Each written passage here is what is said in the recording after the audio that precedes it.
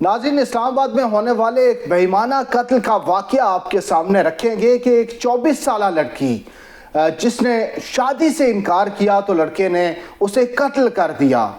क्या वाक़या था, वजूहात क्या बनी, तफसीलात क्या है और उसके बाद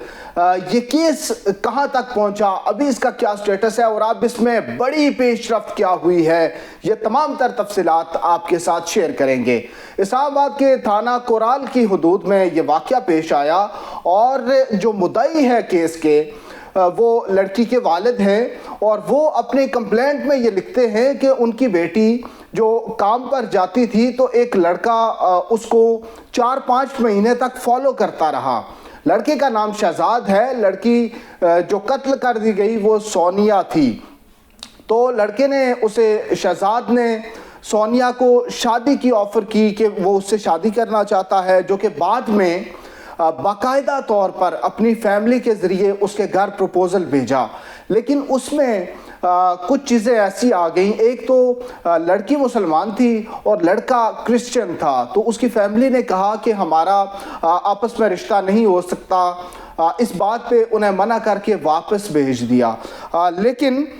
उसके बाद ये अफसोसनाक वाक़या पेश आया कि 2020 का वाक़या है कि 2020 में थाना कोराल की हदूद में लड़की सुबह 9 बजे तकरीबन अपने घर से निकली और वो जब फ़ज़ाइया स्टॉप पे पहुंची 9:36 का अप्रॉक्सीमेटली टाइम लिखा हुआ है कि उस वक्त उसे सर में गोली मार के कत्ल कर दिया गया और ये इल्ज़ाम शहजाद पर लगा। और वहाँ मौके के गवाह भी मौजूद थे जिन्होंने गवाही दी। इस केस में 3 एक्यूज़्ड बनाए गए। मेन जो एक्यूज़ था वो शहजाद था, उसके साथ फैज़ान और एक और लड़की को भी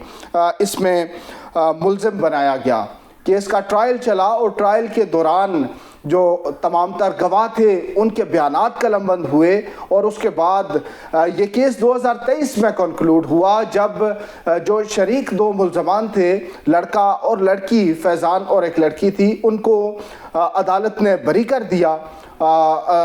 बेगुनाह करार देकर, जबकि जो शहजाद थे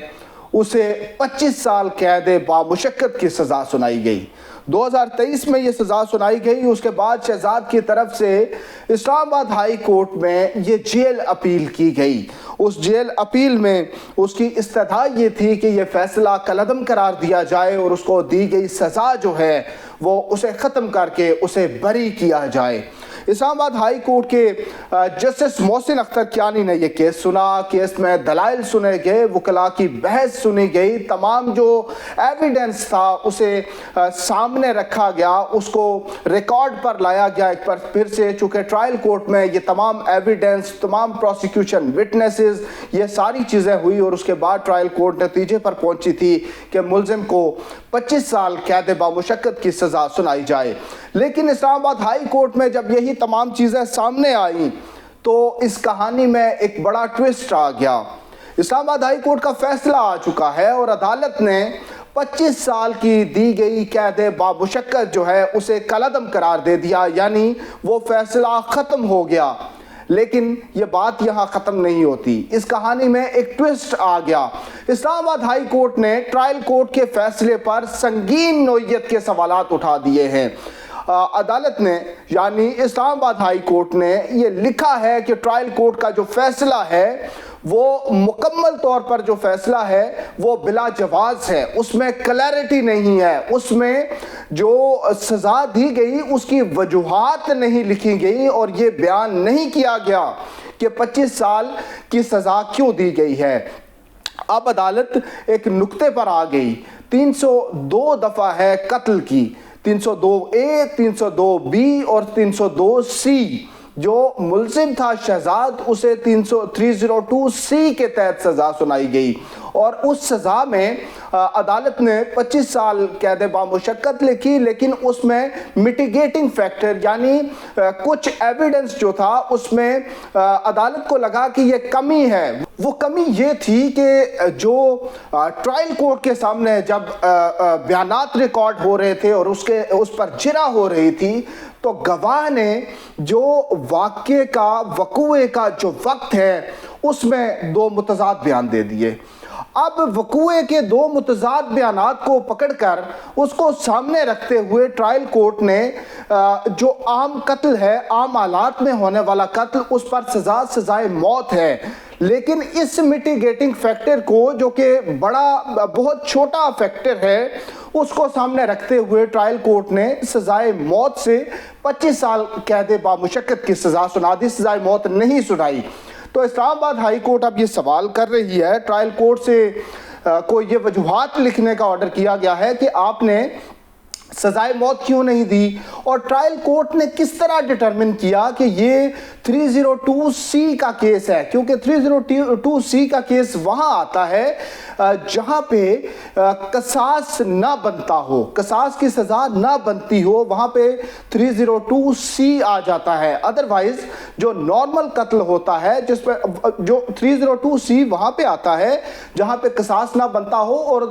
دو طرفہ یعنی جو ملزمان ہیں ان کے وکلاء اور جو دوسرے جو کمپلیننٹ ہیں ان میں ایک ڈیفرنس آ رہا ہو، ان کی آراء متضاد ہوں۔ لیکن یہ واقعہ جو ہے، اس میں اسلام آباد ہائی کورٹ لکھتی ہے کہ ٹرائل کورٹ نے اس بات کو اپریشیٹ کیا، ایکنالج کیا ہے کہ واقعے کے تمام تر شواہد جو ہیں وہ موجود ہیں،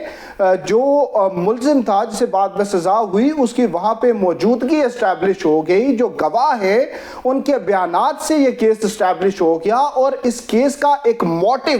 یعنی مقصد ہوتا ہے، مقصدیت جو تھی وہ بھی اسٹیبلش ہو گئی کہ کیا مقصد تھا جس کی بنیاد پہ اس نے اس لڑکی کو قتل کیا، یعنی وہ اس سے شادی کرنا چاہتا تھا، لڑکی نے شادی سے انکار کر دیا، اس بنیاد پر قتل کیا گیا۔ اور اس کے بعد سب سے امپورٹنٹ چیز کہ جائے وقوعہ سے جو گولی کا شیل ملا، وہ شیل ملزم سے بعد میں ریکور ہونے والے پستول سے بھی میچ کر گیا۔ 30 بور کا پستول تھا جس سے فائر کر کے لڑکی کو قتل کیا گیا۔ پنجاب فورنسک لیب میں جب یہ ایگزامن ہوا تو اس کے بعد یہ اسٹیبلش ہو گیا کہ یہ اسی پستول سے چلائی گئی گولی تھی جس کا شیل جائے وقوعہ سے ملا تھا۔ یہ تمام تر چیزیں جب ثابت ہو گئیں، جب اسٹیبلش ہو گیا سب کچھ، تو پھر اسلام آباد ہائی کورٹ حیرانی کا شکار ہے کہ ٹرائل کورٹ نے لڑکے کو سزائے موت کا آرڈر کیوں نہیں دیا، بلکہ اسے 25 سال قید بامشقت کا آرڈر کس طرح سنا دیا۔ اب جو فیکٹس تھے وہ لکھے گئے کہ لڑکی کے والد نے بتایا کہ 5 ماہ سے وہ اس کا پیچھا کر رہا تھا، پھر شادی کے لیے رشتہ بھیجا، اس سے انہوں نے انکار کیا، تو اس کے بعد لڑکے نے لڑکی اور اس کے والد دونوں کو دھمکیاں دی کہ وہ انہیں مار دے گا۔ اب عدالت یہ کہتی ہے کہ اسٹیٹ کونسل اور جو اپیل کنندہ یعنی جو شہزاد ہے جسے سزا ہوئی، اس کے وکیل سے بھی یہ پوچھا گیا کہ ٹرائل کورٹ نے 25 سال کی سزا کیوں دی ہے، اس کی وجہ کیا ہے، کہیں کوئی وجہ جسٹیفائی کی گئی ہے، تو وہ بھی اس پر کوئی باجواز اس کی وجہ پیش نہیں کر سکے، بلکہ ٹرائل کورٹ نے بھی اپنے فیصلے میں اس کی باجواز وجہ پیش نہیں کی۔ اسلام آباد ہائی کورٹ نے بڑا سختی سے ٹرائل کورٹ سے متعلق لکھا ہے کہ ٹرائل کورٹ نے اپنی ججمنٹ میں کلیئرٹی نہیں لائی، بلکہ وہ ججمنٹ جو ہے وہ واضح ہے ہی نہیں، اس میں وجوہات نہیں ہیں کہ کیوں 25 سال قید کی سزا سنائی گئی ہے۔ اور یہ بڑا واضح لکھا گیا ہے کہ جو قتل کا کیس ہو، اس کیس میں وہ بڑا امپورٹنٹ ان نیچر ہوتا ہے، اور اس میں کورٹ نے بڑا محتاط رہنا ہوتا ہے، احتیاط برتنی ہوتی ہے اس کا تعین کرنے اور اس کا فیصلہ کرنے میں۔ تو کورٹ یہ لکھتی ہے کہ جو عام حالات میں کیا گیا قتل ہو اس پر سزائے موت ہے۔ یہ کچھ ایکسیپشنل فیکٹرز ہوتے ہیں، کچھ حالات ایسے ہوتے ہیں، مخصوص پیرامیٹرز ہوتے ہیں جن میں یہ سزائے موت جو ہے اسے عمر قید میں تبدیل کیا جا سکتا ہے، لیکن اس کیس میں ایسی کوئی چیز نہیں ہے، بلکہ ٹرائل کورٹ نے صرف اس میٹیگیٹنگ فیکٹر پہ یعنی ایک ٹائم کا وہ جو ڈیوریشن کا ڈیفرنس جو بتایا جا رہا ہے اس کو بنیاد بنا کر یہ تمام تر جو سزا کا فیصلہ ہے اسے 25 سال پہ لے آئی۔ تو اب عدالت نے یہ فیصلہ کالعدم قرار دیا ہے اور کیس ٹرائل کورٹ کو ہی ریمانڈ بیک کیا ہے، اور ساتھ میں یہ لکھا ہے کہ 45 دن کے اندر اس کیس کا دوبارہ فیصلہ کیا جائے، اور وہ فیصلہ جو ہوگا وہ دونوں پارٹیز کو ایک بار پھر سے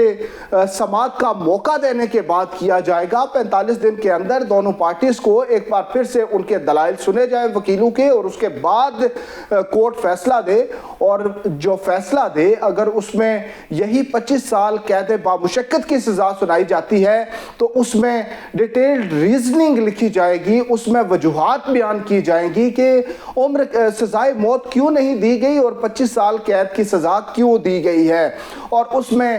کورٹ یہ بھی کہتی ہے کہ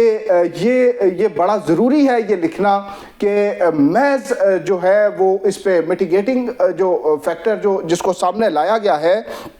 اور جو وجوہات جو ہیں وہ کمزور وجوہات ہوں تو اس کی بنیاد پر سزائے موت کو 25 سال یا کم قید میں تبدیل نہیں کیا جا سکتا، اس کو آلٹر نہیں کیا جا سکتا۔ تو اب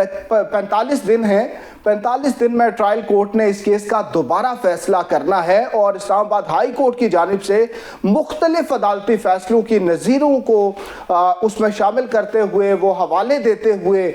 جو ایک سٹینڈرڈ سیٹ کیا گیا ہے اس کے مطابق اب اس کیس کا فیصلہ سنانے کا حکم دیا گیا ہے۔